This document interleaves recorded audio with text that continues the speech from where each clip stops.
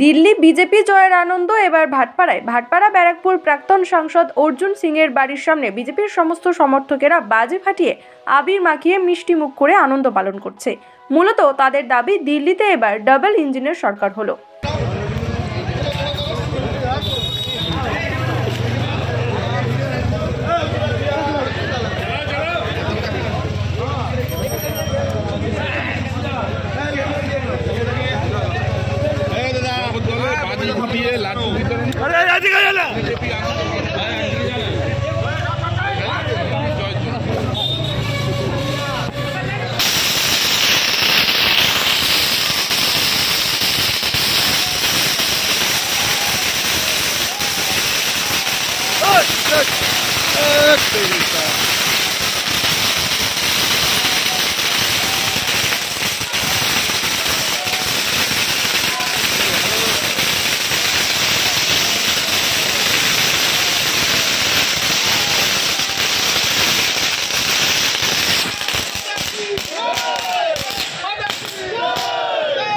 আছে এই গণবিস্ফোরণের জন্য তারা তৈরি থাকুক, ওয়েট করুক।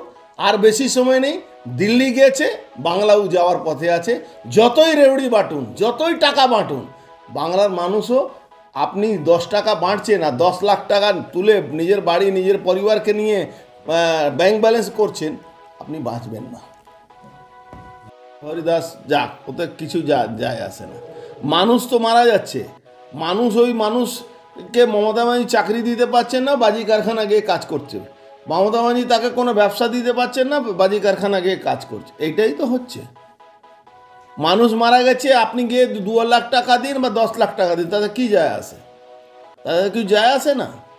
মানুষ আজকে ওই 2 লাখ টাকা খেয়ে কালকে শেষ হয়ে যাবে। আজকে তো দিল্লি দেখছেন তো, দিল্লি কীভাবে কারাপশনের বিরুদ্ধে ভোটটা মানুষ করছে। ট্রেন্ড এটা, এখন পর্যন্ত যেটা ট্রেন্ড বোঝা যাচ্ছে।